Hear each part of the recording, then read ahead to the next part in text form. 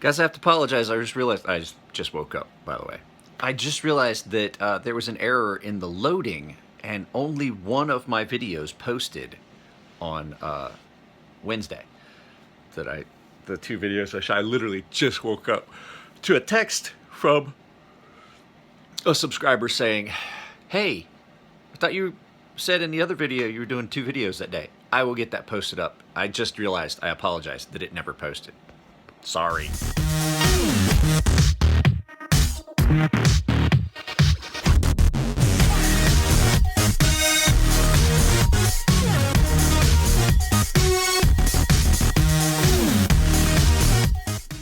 All right, guys. Well, we are inside because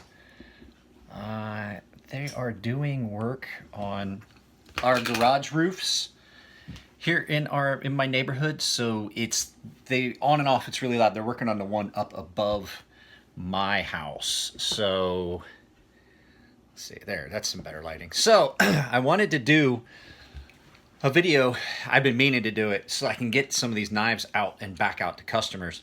I have 2 knives. I'm going to do 2 separate videos today because I'm actually taking kind of a goof off day. I did something to my thumb on this hand last night after I got done sharpening. It's really sore. I don't know if you can see it. It's kind of swollen. This is the one that I had the surgery on, and sometimes it doesn't take much for it to swell up. But back to the point. That's kind of why we're doing this today. I'm trying to catch up on videos. I am going to go get the knife, and we'll turn the camera around. We'll look at it like overhead. I'm not sure which one we're going to do yet, so it's going to be a surprise, whichever one I grab first. All right, guys, this video is going to be the Benchmade Fact. Now, I had never seen this knife. It came to me from a customer. It is the first production run. I'd never even seen anything about it. It is in S30V. Oh, come on now. Focus. It's going to be one of those days, I can tell. S30V.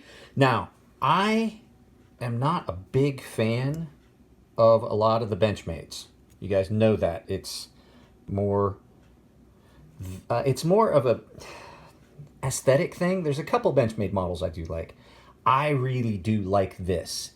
It is a very, very thin ground this way, thin in width, knife that is really, really sharp at the point.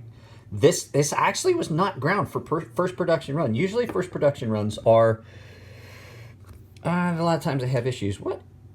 Never mind. So first production runs a lot of times have grind issues. This one did not. So aluminum, I believe aluminum handles. It does not say, and that's why I'm kind of guessing. It's black class. Feels like aluminum. It's not too heavy. The blade on this is almost a stiletto style, which aesthetically I do like. I do like the stiletto blades. The problem with a lot of these stiletto blades is they're not real useful. But as an EDC for, have something light and thin that doesn't take up a lot of real estate in your pocket, it's pretty nice. Action on it is a little stiff for an axis lock. This is one of the spring axis locks as opposed to the Anthem. I would like to see them do all of their axis locks with that linear pin and spring system. Pocket clip is a deep carry pocket clip. Not a big fan of it, but I have had this in my pocket a couple times. You can see the difference in how much more shallow this will carry. That's kind of a double-edged sword. It is kind of nice sometimes to be able to have something go all the way down in your pocket, especially if you're walking around in an environment where it might catch and grab. But the downside to that is there's not as much real estate sticking out to grab a hold of.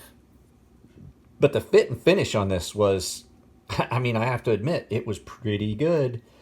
I have to wipe it off. Still got some strop compound on it. But yeah, for S30V, blade this size, nice and light, it is comfortable. They did a really good job. It is still thick behind the edge. With a knife that's this narrow, it's still going to be kind of thick behind the edge. There's no way around it. This is pretty much, if you look at the width of my sharpening bevel, is a little bit wider than I usually wind up doing. Focus! Focus. There we go. The bevel looks wider, but it's pretty much the same angle that I've been using on a majority of knives. It is just, it's a thick blade, so you wind up with a wide sharpening bevel because just, you know, to get that angle on there, it just is more difficult. Yeah, there's still strop compound on this, and he's wiped off. So it makes it kind of difficult when the blade is real thick. It's hard to compensate for that, but if you just maintain your angle, it allows you to get a pretty thin cutting edge. Yes, I do know that my fingernails were horribly dirty. I sharpened a lot of knives yesterday. The only issue I had with this was to sharpen it, I had to take thumb studs off. They stick out pretty proud. They kept, when you would get down here to the heel of the knife, they would try to hit on the stone. And I tested that with the waters on it, and I was like, nope, got to take it off, which is easy. You just get a Torx.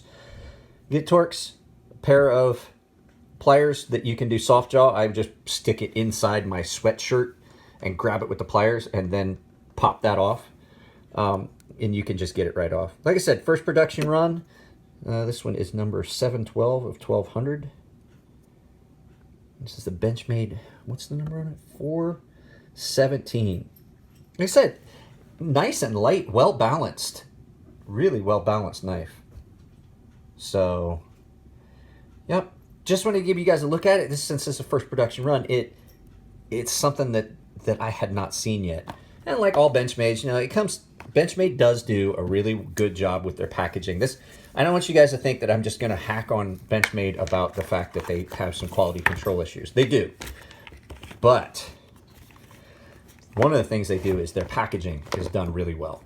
And the thing is, this is a box I would keep. A lot of times boxes, when I buy a knife, it gets thrown away. But this would be a box I would keep, especially the fact that if I was going to use the Life Sharp, which I wouldn't, I would have, it would give you something you could actually just ship it right back to them in the box, the way it is.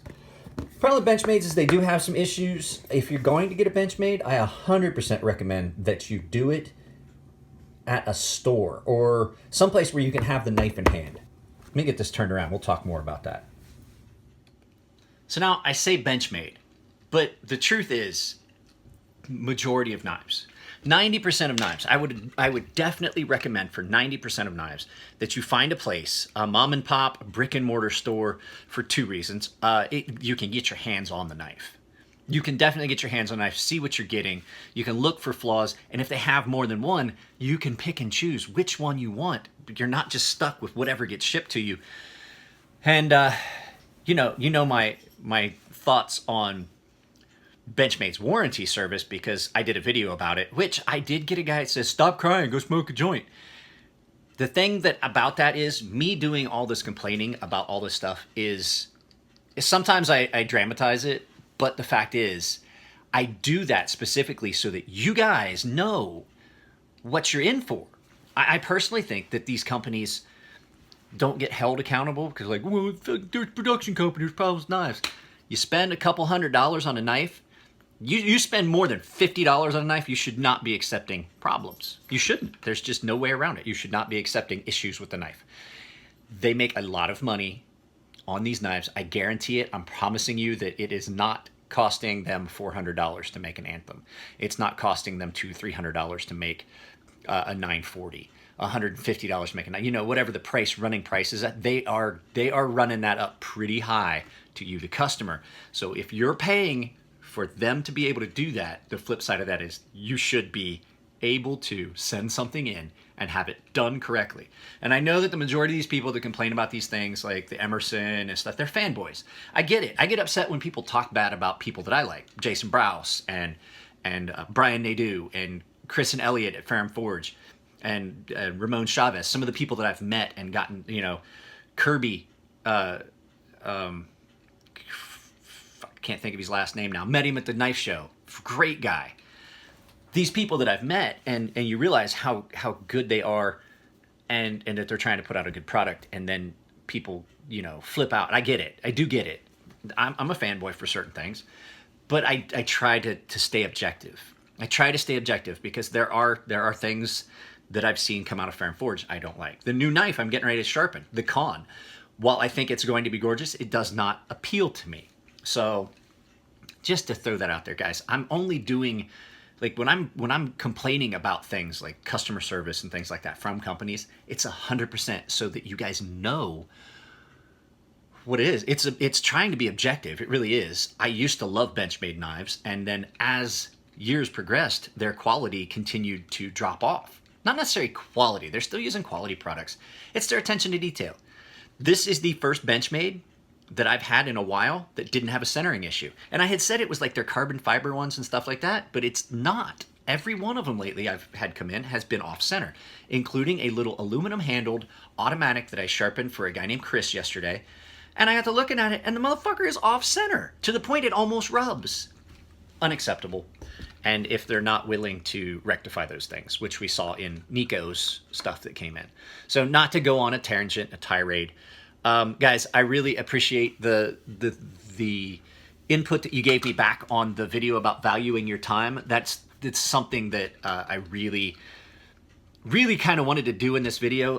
And the person that really taught me the thing about like green, yellow, and red time was Jack Holder and Jackie Holder at the insurance agency where I was working out of for a while. Great people. I still stay in touch with them, and you know, they understand that this was the end goal of that I'm no longer. I still have my license and everything. I still have my writing number, but it's not fair to customers to me not be able to do that properly. So, all right, guys, there is another video I'm going to shoot directly after this, but it's going to have a little bit different style to it because I'm going to move stuff around. I'm leaned over and doing it. So I'm not hearing him do a lot of work. I might do it outside. All right, guys, see you for you guys, probably momentarily. For me, it's going to be a little bit.